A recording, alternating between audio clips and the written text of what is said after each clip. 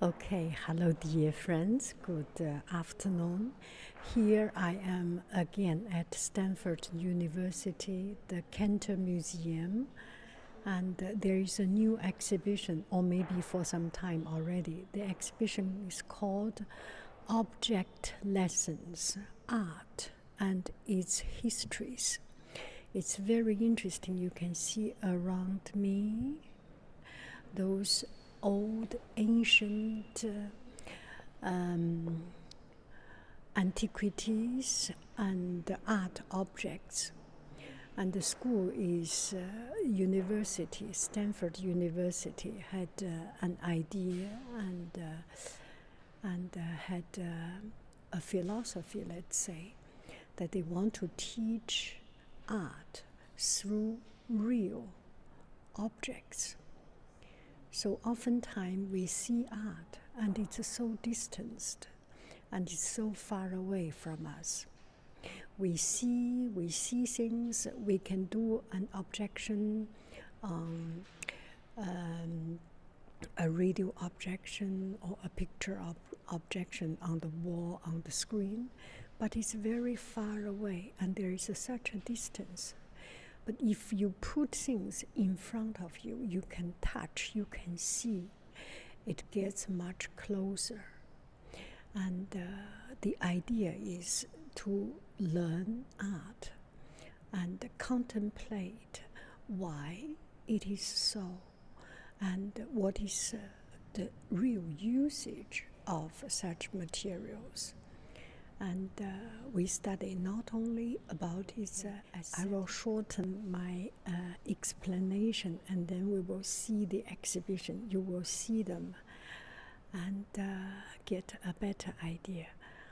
It's so Stanford has such a class. It's called teaching art or learning art through visual, learning history through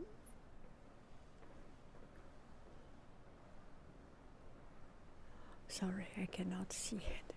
There are people around. I do not feel good.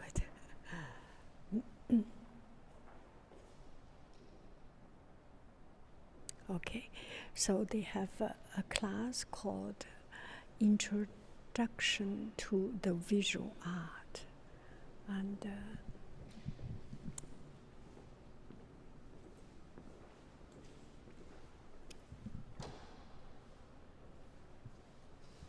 I better stop. So this is the exhibition, the title of the exhibition, Object Lessons, Art and Its Histories. And the installation represents significant moments of human creativity over more than 3,000 years. This staggering expanse of time encompasses the height and decline of the empires of ancient Egypt, Greece, and Rome, through the rise of the Baroque in modern Europe. A thread running through the gallery is the balance the works strike between aesthetic and utility. Today regarded as fine art, these objects were designed to hold the commodities essential to social rituals, serve as funeral implements, or inspire profound contemplation of beauty, spirituality, and mortality. So usually when we go to the museum and we see the art and we see the object, we will be there and just felt in awe of the artwork. Imagine this is 3,000 years ago. They had this beautiful painting and such a developed style of art and such expressive of expression. Each art has its own unique, or each culture has its own unique art expression. And I am thinking it is not possible that everybody sees things the same way.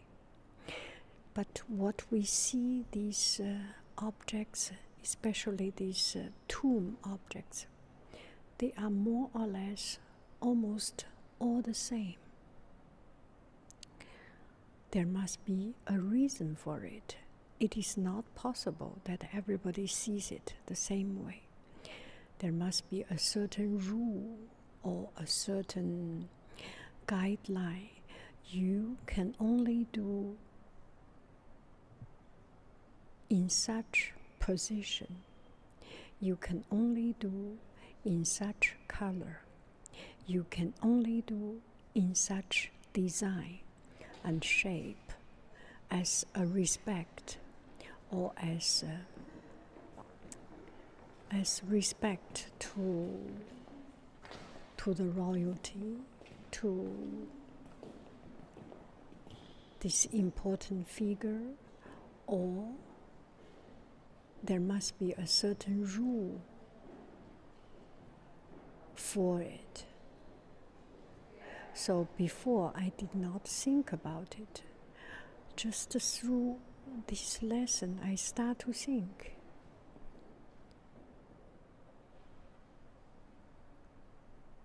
The definition of freedom, the definition of artistic creativity may not be always as what we think today. I remember when we see Chinese painting, we will go to the Chinese art section, and I knew a little bit more about Chinese art, so I can talk a little bit more. But there is a social hierarchy, there is a social norm of doing things. I think this is one of the reasons that what we see, all the mummies and all the Egyptian arts are more or less the same style, because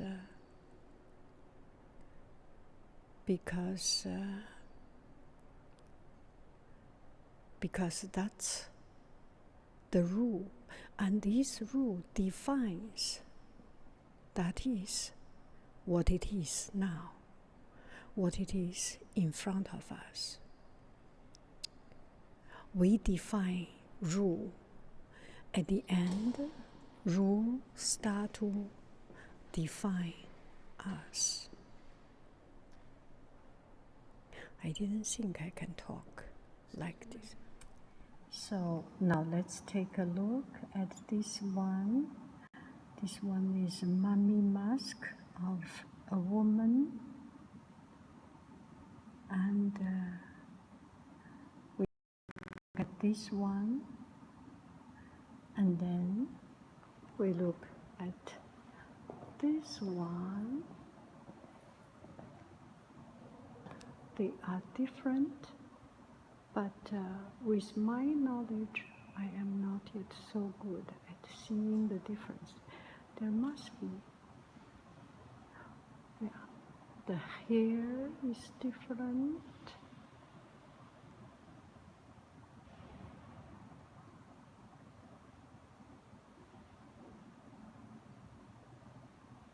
The design is different.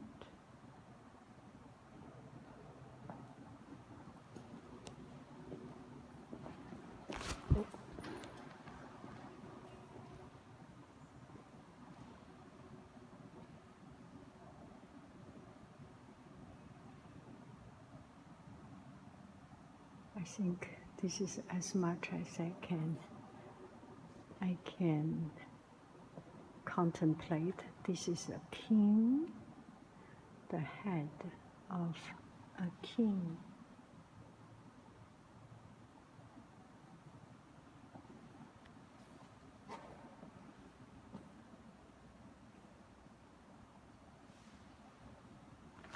it is hard for us to appreciate these fabrics. The reason is that we are inundated with too many things, too much things, and with the explosion of materials and things.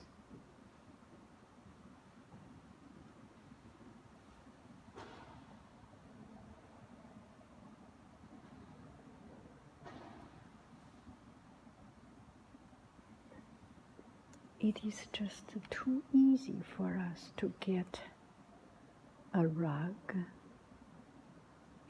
a certain thing. We lost the ability to cherish them. But imagine 3,000 years ago, the whole village maybe only have one or two pieces of it. And the person who can hold this piece is one of the highest ranking person. And it takes a village to build all these materials. So it's a prized material and very well cherished.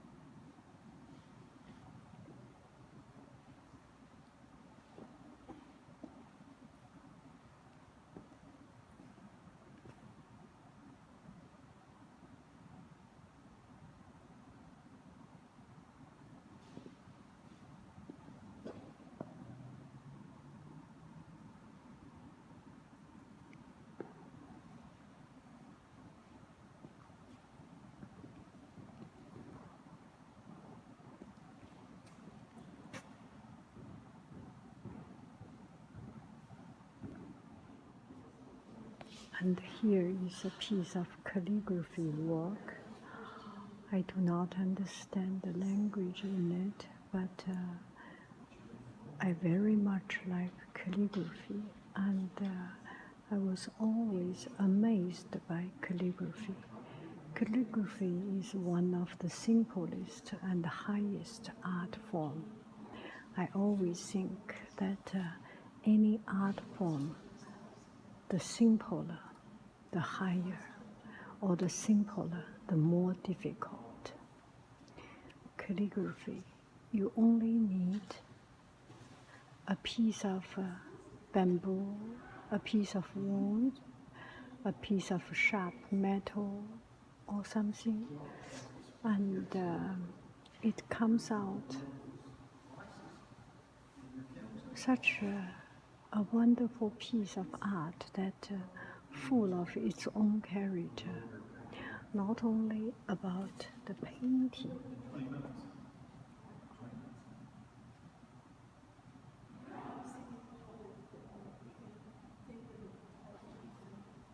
but also the calligraphy, the change of the ink, and So you just keep walking, don't you? I do. This is what I do all day. About 5 hours of walking each day. How many miles do you suppose you walk? I take the train to get here personally, so I walk from the Palo Alto station, and it's about a mile to get to here alone. So I walk there and back usually. So that's 2 miles, and I think probably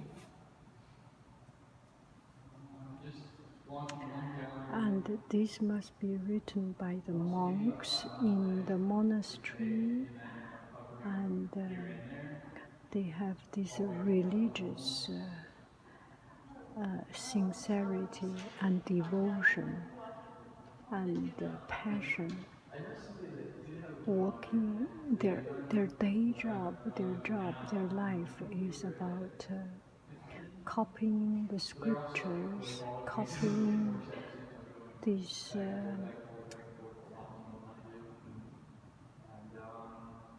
and making it into art pieces.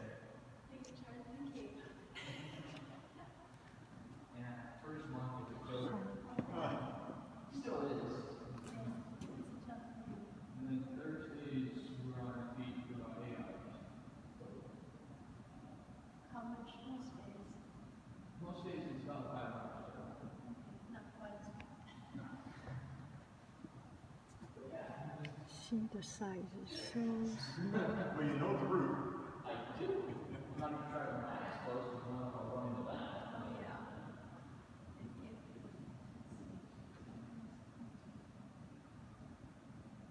Oh, let me see.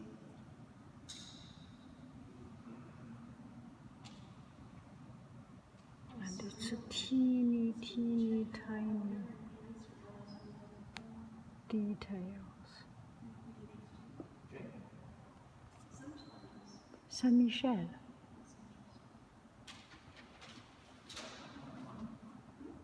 Oh, this is Italy.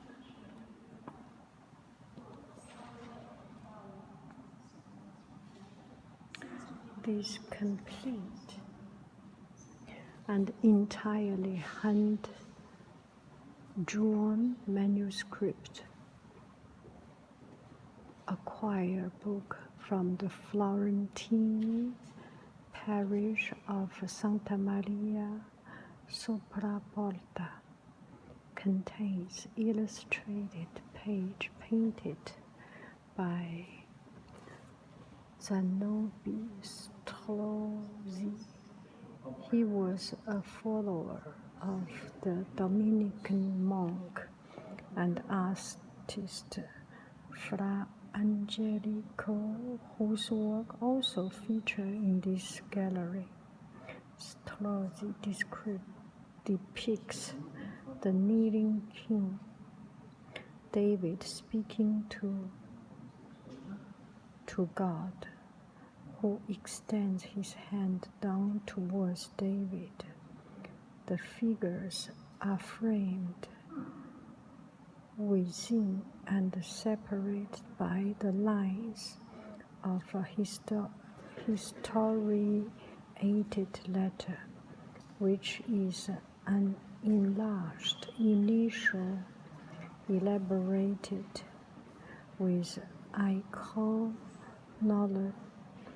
iconography to set off the beginning of a new passage of text. Where is it? The king kneeled down.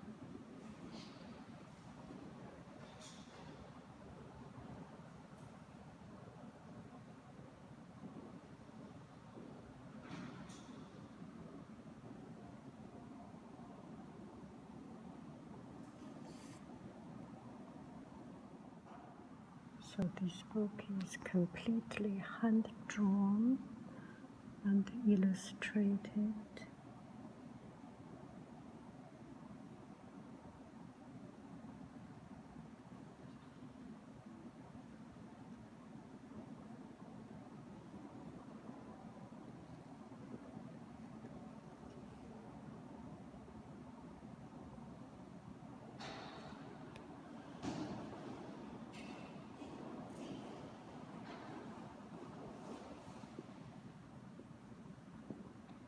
Okay, now we come downstairs, and here is a beautiful piece of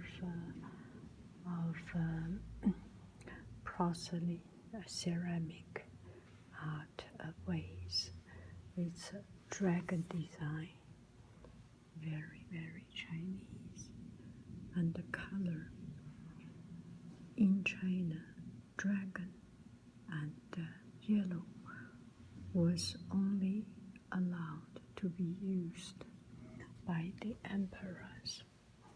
If other people not having such a high state or such a ranking using yellow color or imperial yellow color and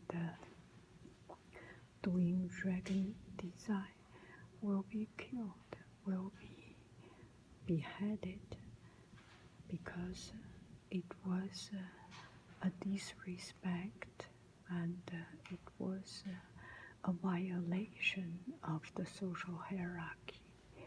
So this you can see it is an imperial piece.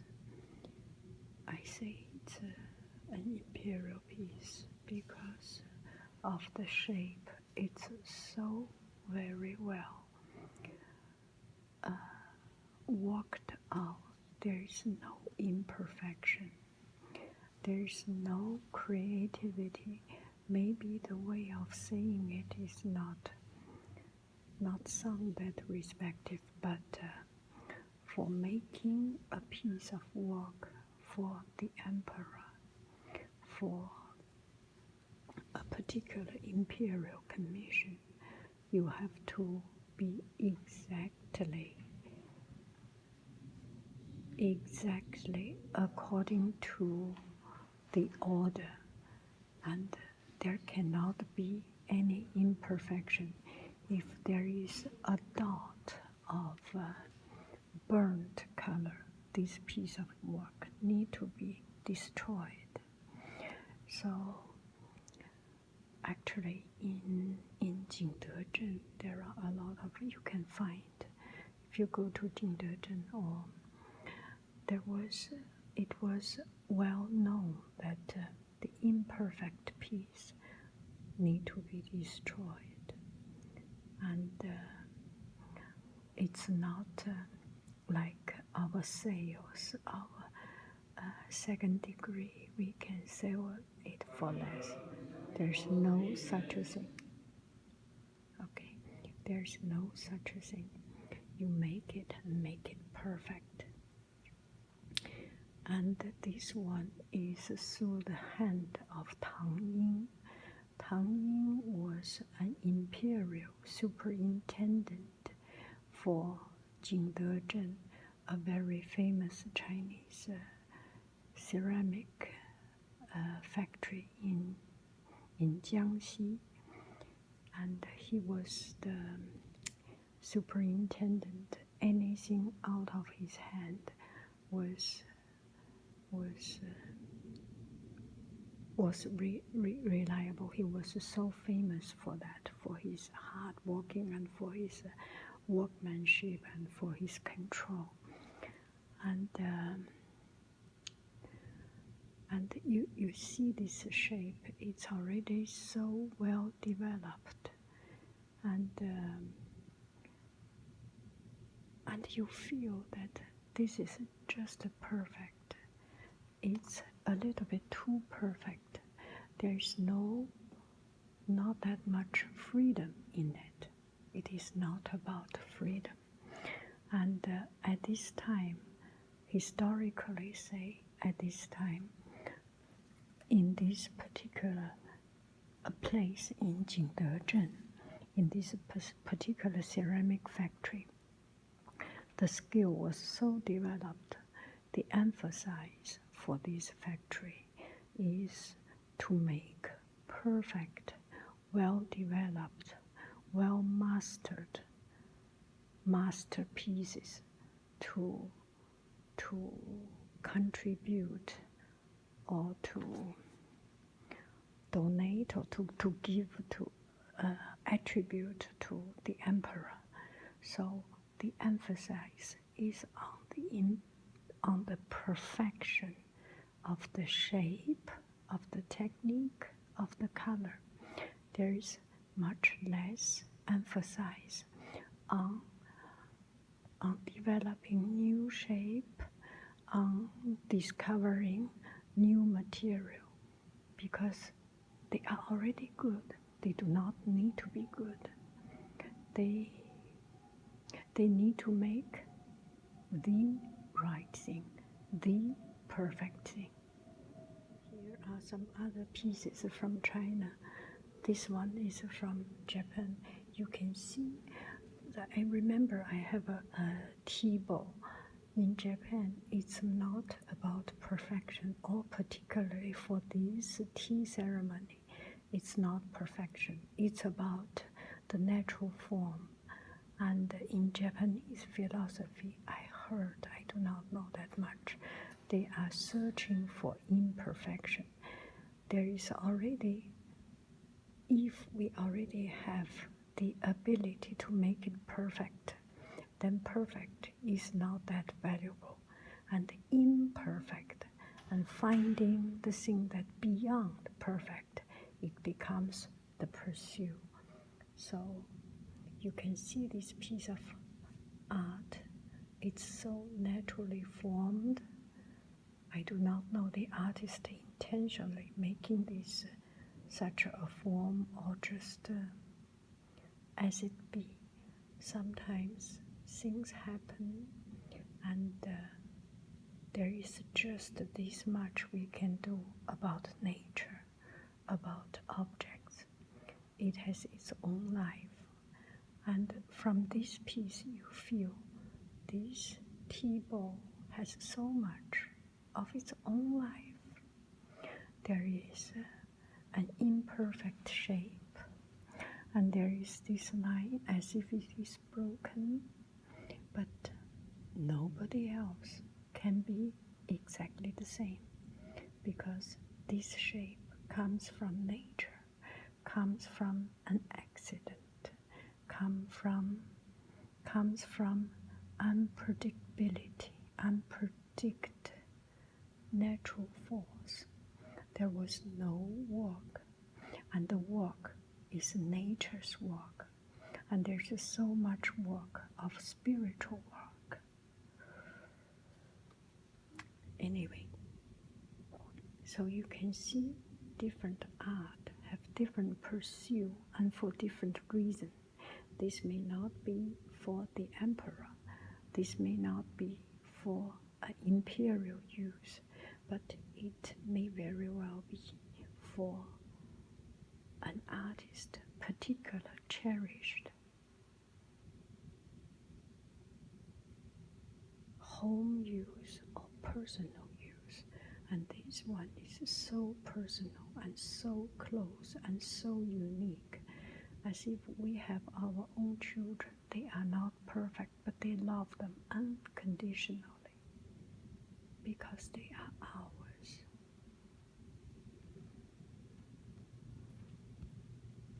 Okay, time to close. I need to go. I will try to find another time to come back here. What a beautiful